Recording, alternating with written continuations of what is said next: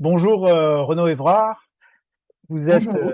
psychologue clinicien, enseignant-chercheur à l'Université de Lorraine et vous avez écrit plusieurs livres, dont notamment Enquête sur 150 ans de parapsychologie, Folie et paranormale d'une clinique des expériences exceptionnelles, et puis Arrive, la mort, une expérience. Hmm. Est-ce que on peut commencer par cette question, comment un psychologue clinicien devient chercheur dans le monde du paranormal et plus précisément dans le monde des EMI? Alors, il y a plusieurs façons d'y arriver. Je pense que vous voulez entendre la mienne. La mienne, c'est très marqué du côté de la curiosité intellectuelle et des rencontres, en fait. La rencontre avec des chercheurs, mais avant les chercheurs, c'est des témoins, des personnes qui pensent vivre ces expériences. Et par la suite, comme je voulais déjà faire psychologue clinicien, j'ai simplement fait œuvre d'écoute et essayé de comprendre comment on pouvait accompagner ces personnes. Et j'ai décidé, une fois que j'ai eu mon diplôme de psychologue en poche, d'ouvrir un service de consultation gratuit pour accueillir et aider ces personnes. D'accord. Donc, c'était en 2007, c'est ça? 2007 pour le départ, on a été hébergé avec mon collègue Thomas Rabéron qui faisait la même chose que moi au sein de l'Institut Métapsychique International à Paris, donc une fondation de recherche en parapsychologie qui, du coup, avait été sollicitée depuis le démarrage en 1919 par des gens qui vivaient ces expériences, qui cherchaient un peu d'informations, un peu d'aide. Et du coup, on a un petit peu officialisé cette offre. Ok. Et dans l'histoire, est-ce que ça remonte à quand les récits d'expériences de mort imminente? Et déjà, d'où vient ce nom, ce mot? Alors, les récits, on en identifie depuis les premiers temps de l'écriture, en fait, hein. On va en trouver dans l'Antiquité, on va en trouver chez les Égyptiens. Après, c'est peut-être de façon un peu des illusions rétrospectives où on trouve ce qu'on a envie de voir. La version moderne des expériences de mort imminente, elle nous vient des années 70 avec Raymond Moody aux États-Unis, sous le vocable Near-Death Experiences. Mais en fait, il y a eu plusieurs redécouvertes ou découvertes préalables, puisque dès la fin du 19e siècle, ça intéressait beaucoup les chercheurs européens, les Allemands, les Français, et le terme d'expérience de mort imminente vient d'un philosophe français qui, à l'époque, était à Nancy, et qui s'appelle Victor Heger. Et lui, en fait, il partait d'un autre aspect qui était la question de quelle est la vitesse de la pensée, et notamment dans le rêve. Pourquoi parfois on a l'impression que l'histoire qu'on se raconte dans un rêve, elle est extrêmement lente ou extrêmement rapide, sans correspondre à la réalité. Et du coup, il s'est intéressé à plein d'autres témoignages où on avait l'impression qu'il y avait une contraction, une exaltation de ce que pouvait être la perception du temps. Donc ça peut être des récits de personnes qui prenaient de l'opium, ça peut être des personnes qui étaient sur un peloton d'exécution, ou alors qui se noyaient, qui faisaient une chute. Et c'est comme ça, finalement, qu'il a rassemblé un catalogue d'expériences où la pensée semblait se modifier. Ok. Donc, ça veut dire que c'est la première fois où on s'intéresse, on va dire un peu scientifiquement, à ces cas. Alors, on a des catalogues de ce type d'expérience dès le XVIIe siècle. Donc, on avait déjà un petit peu des livres de prodiges, mais c'est vrai que les premières collections scientifiques sont du 19e.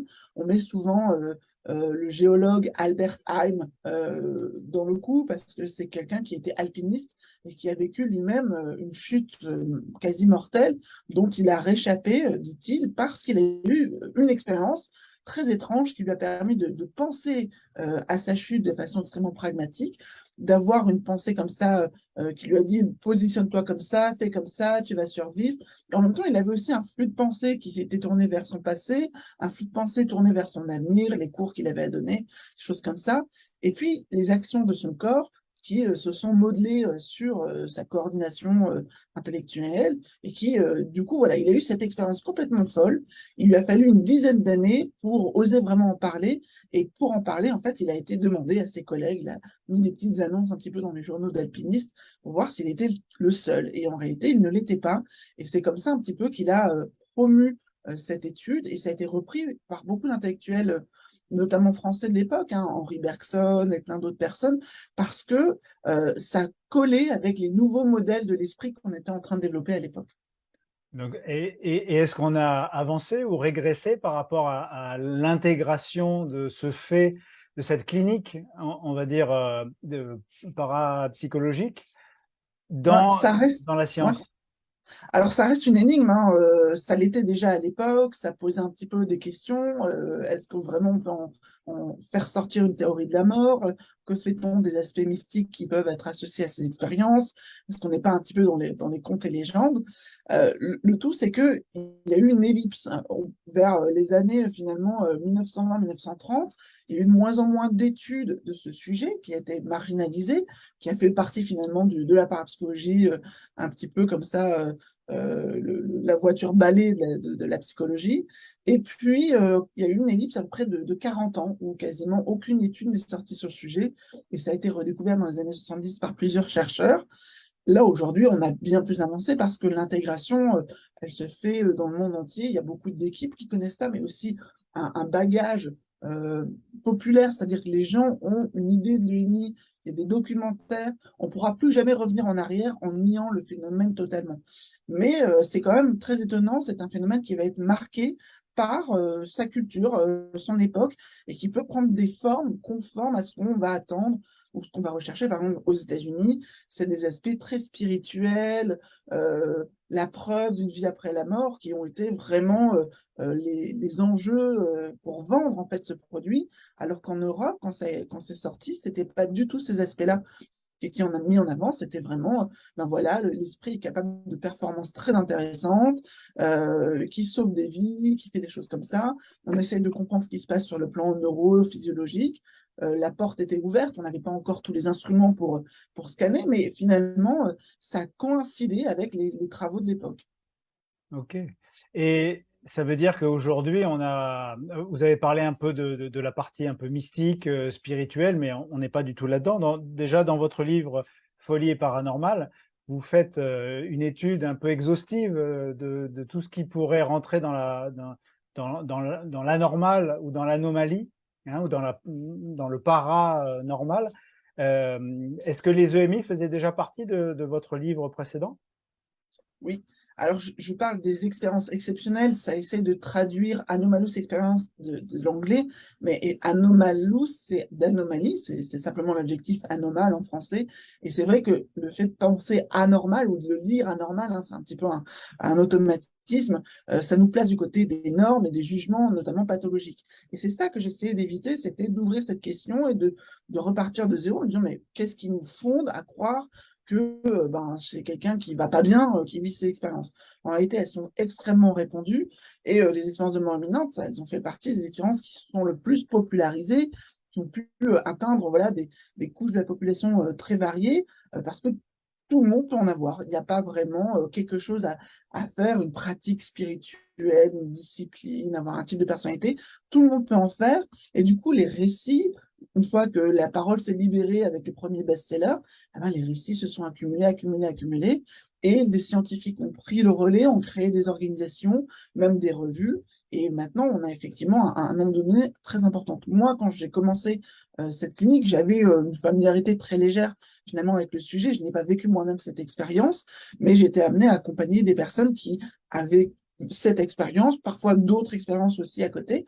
Et ça faisait partie de certains des témoignages, certains des suivis que je pouvais avoir, mais je m'étais jamais vraiment intéressée à tout l'historique, c'est-à-dire, mais finalement, depuis combien de temps on parle d'expérience de mort imminente, quelle forme ça a pu prendre, et comment on explique vraiment ça sur le plan des théories de la conscience.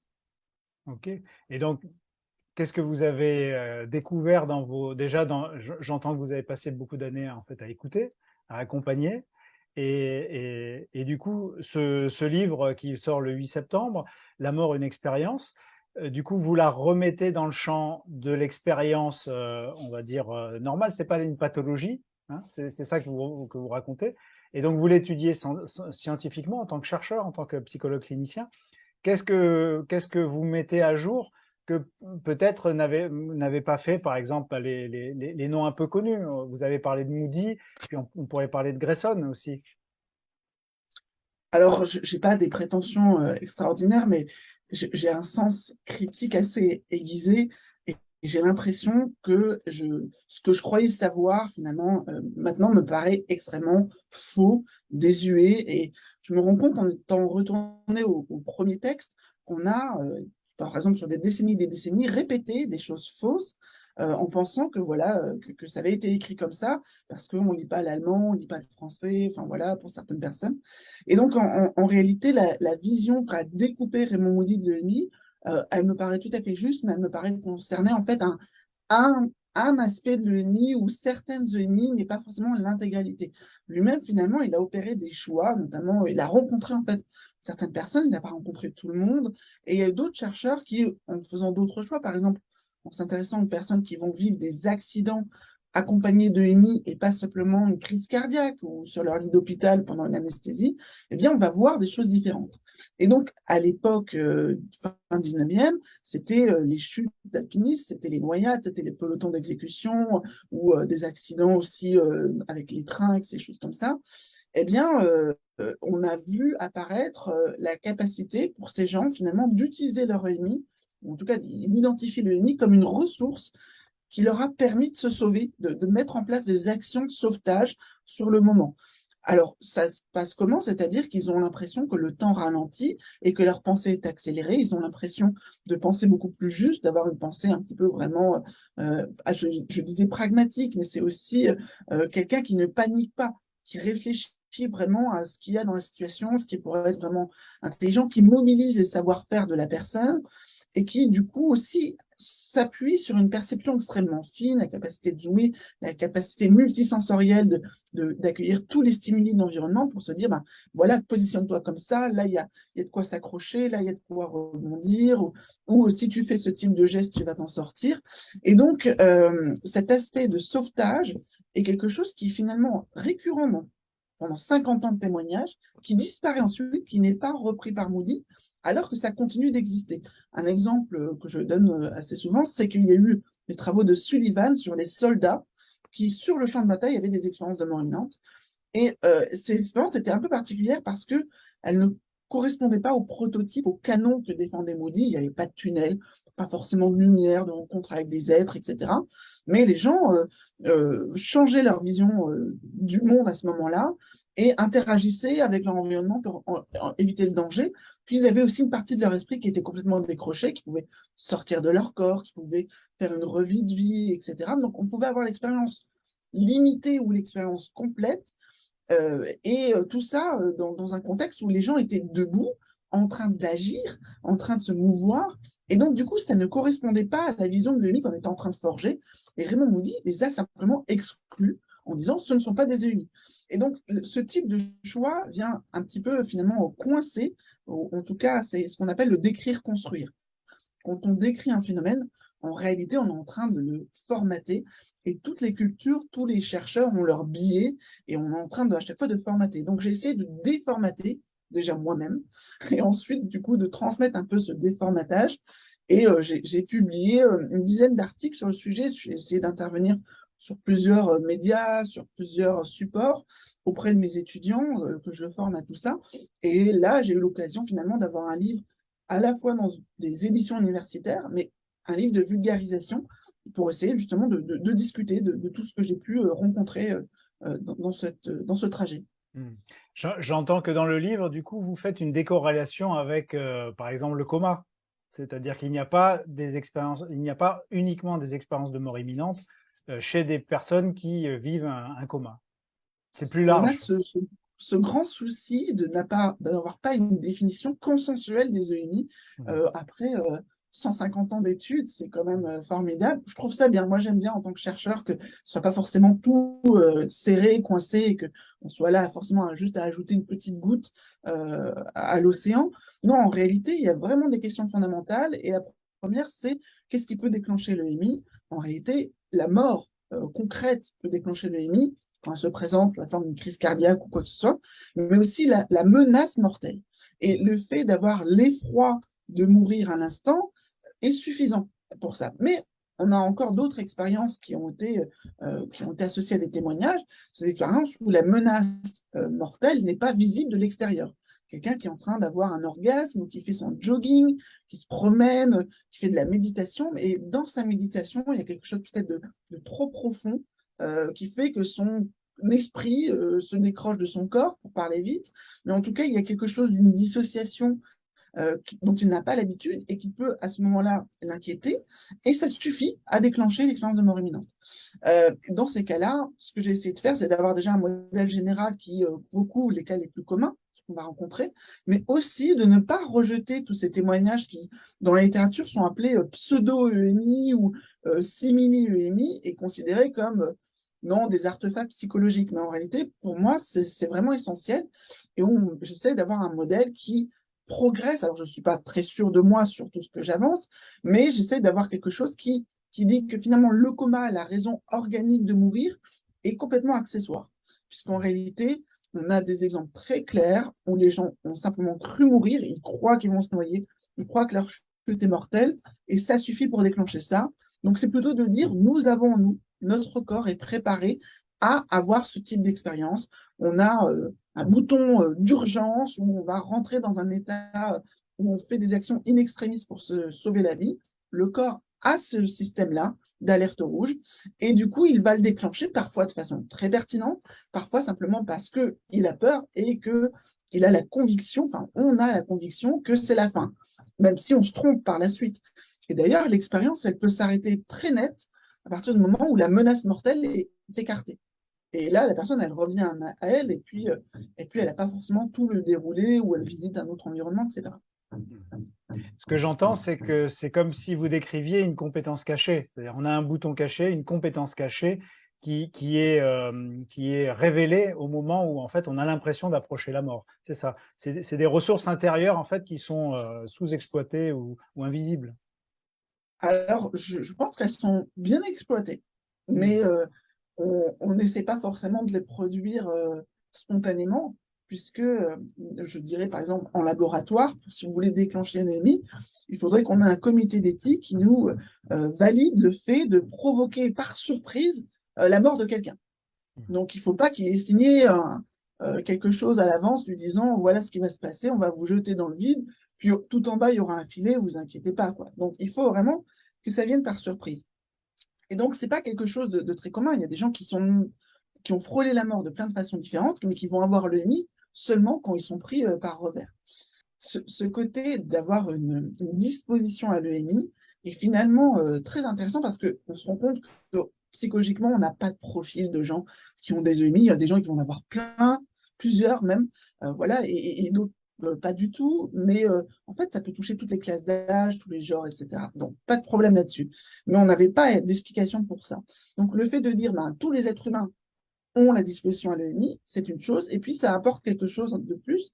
Si l'EMI est une sorte d'état modifié de conscience qui permet à la personne de mobiliser les ressources pour se sauver, en fait, c'est un avantage pour l'évolution. Les êtres humains qui ont cette disposition à se sauver comme ça, eh bien, ils vont plus survivre, se reproduire et transmettre à leurs enfants, à leurs descendants, cette caractéristique. Et donc, on a une idée que l'EMI n'est pas là par hasard. L'EMI est du côté du vivant. C'est ce qu'on est capable de faire de mieux dans les cas extrêmes. Et ça fait appel à une disposition un peu particulière, c'est-à-dire que on ne fonctionne plus comme à l'ordinaire.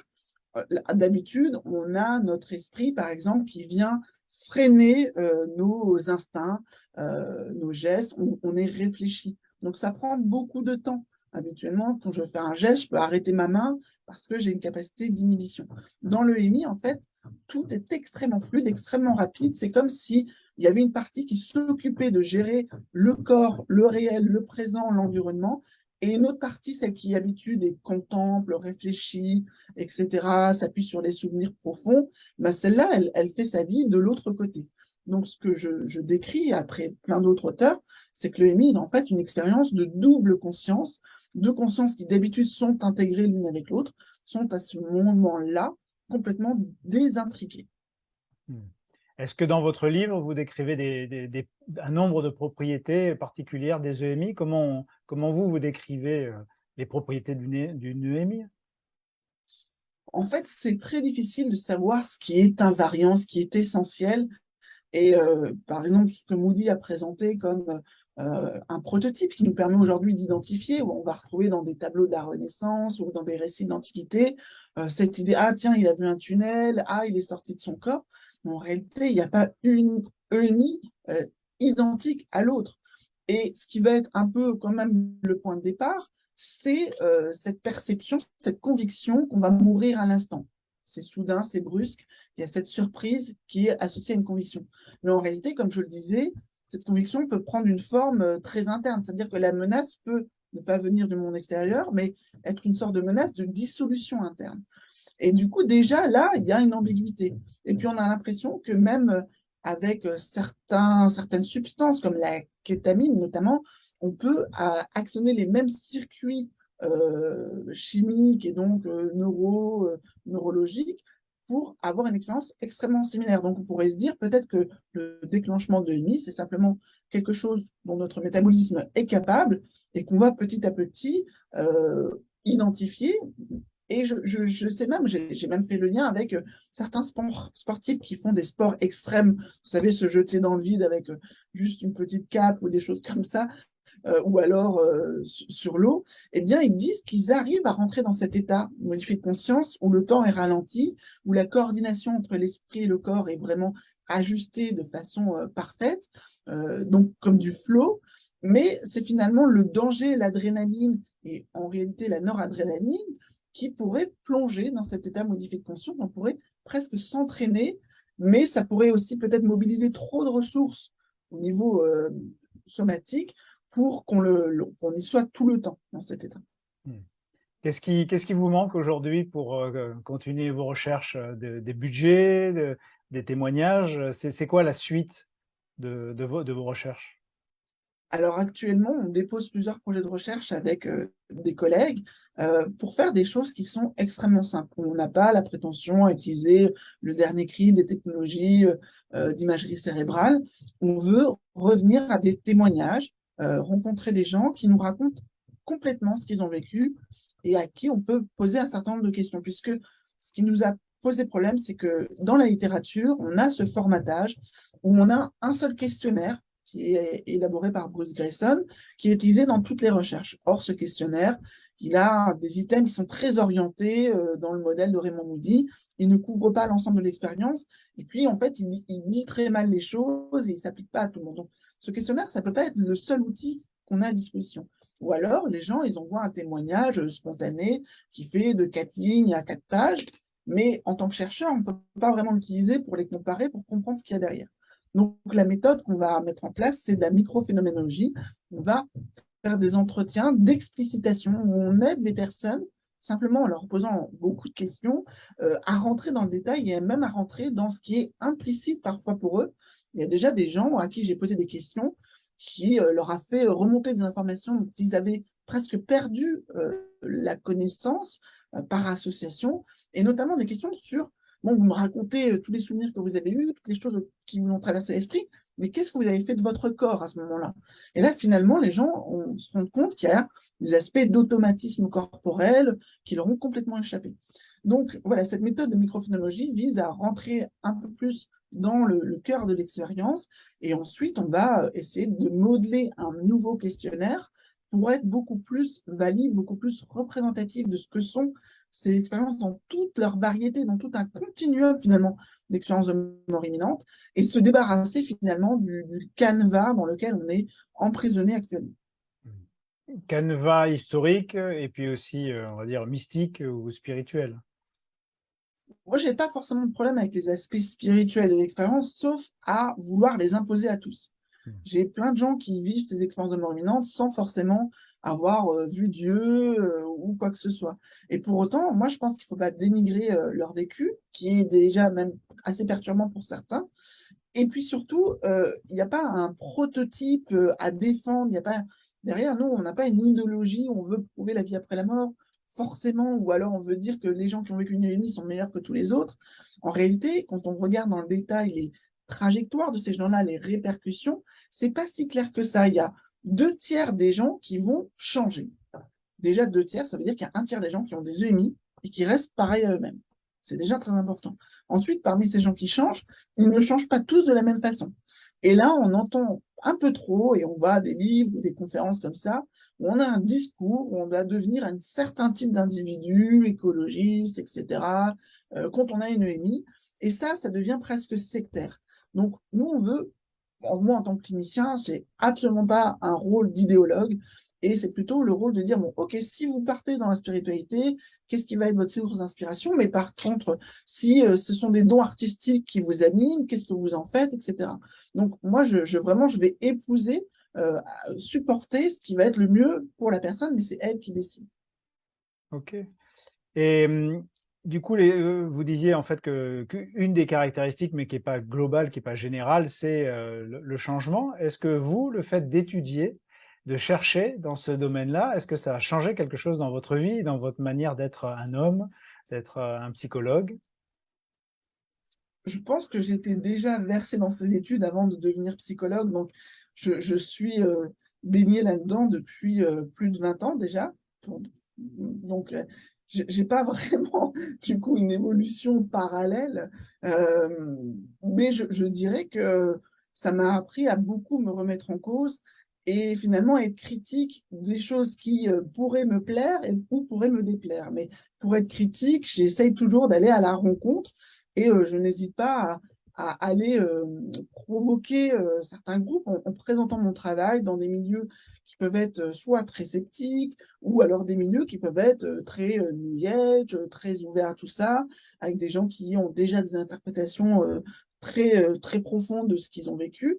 Et j'essaye justement de trouver la conjonction, de trouver ce qui pourrait correspondre finalement à la réalité. Je pense que c'est un petit peu ce qu'on cherche tous. Hmm. Si on se projette un peu dans l'avenir, ça pourrait nous apporter quoi de comprendre le mécanisme des EMI? Est-ce que ça nous apporterait potentiellement plus de compétences à vivre, à survivre, à être ensemble?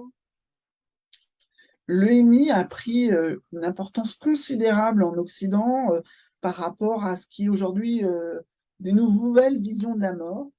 Et j'étudie très largement toutes les expériences exceptionnelles autour de la mort, et je pense que ça vient changer un petit peu le rapport au deuil, le rapport aussi à la compréhension de comment fonctionne l'esprit, notamment par rapport à des maladies très graves, neurodégénératives. Donc, moi, je dirais, c'est plutôt l'idée qu'il ne faut pas aller trop vite en besogne en disant que les EMI sont à voir seulement comme des preuves de la survie ou des preuves du paranormal. En soi, je dirais, pour l'instant, ça ne renforce pas tellement ce côté-là. Hein. Il n'y a pas des choses qui apporteraient une certitude. On a des témoignages super intéressants qui demandent d'être enquêtés, qui sont pas toujours, c'est pas toujours facile de les vérifier, ça ne tient pas toujours la route. Et par contre, on a quand même des redondances dans les études, dans les témoignages, des genres de choses qu'on peut croiser et qui viennent nous dire, mais en fait, on apprend quelque chose sur l'esprit. Comment l'esprit, de façon ordinaire, fonctionne et comment il est capable de fonctionner dans des moments extrêmes. Et là-dessus, je crois que ça favorise finalement une nouvelle compréhension de l'esprit qui ne range pas forcément l'expérience de mort imminente et les autres expériences exceptionnelles dans le rayon marginal, parapsychologique, etc. Ce que ça n'était pas, en fait, à la fin du 19e siècle. C'était les chercheurs les plus classiques, finalement, psychologues, psychiatres, neurologues, etc., philosophes qui s'intéressaient à ces sujets. Et je trouve que ça a sa place, finalement, dans une compréhension générale de l'esprit humain, et non pas simplement au rayon ésotérique ou des choses qui sont forcément du côté du merveilleux. Ok, super. Donc le livre sort le 8 septembre. Comment les gens peuvent l'acheter ou l'acquérir? Alors, il va être en vente, je pense, sur le comptoir des presses universitaires, puisque ce sont les éditions universitaires de Lorraine qui sont des nouvelles éditions, hein, qui sont une reprise et qui se lancent avec ce livre. C'est beaucoup de finalement du courage de leur côté, mais aussi on a un contrat qui nous fait en tant qu'université adhérer à la position de open science, c'est-à-dire le fait de donner accès à tous au savoir. Et pour ce coup, le livre sera également gratuitement accessible sur Internet en format HTML. Alors, ce n'est pas le plus pratique parce qu'on ne peut pas le télécharger sur une liseuse ou dans le format qu'on veut, mais on peut au moins consulter si ça nous intéresse et si on préfère l'avoir en format livre. Je pense qu'il sera pas très cher, je crois une douzaine d'euros, pour ensuite pouvoir l'acquérir. Alors, si des personnes qui regardent cette vidéo ont vécu des expériences de mort imminente, comment ils peuvent vous contacter? Alors, moi, j'ai des emails universitaires comme renaud.evra@univ-lorraine.fr. N'hésitez pas à m'écrire. On peut échanger. Je peux vous partager des travaux, des idées. On va démarrer des projets de recherche et du coup, on va chercher du monde pour justement avancer.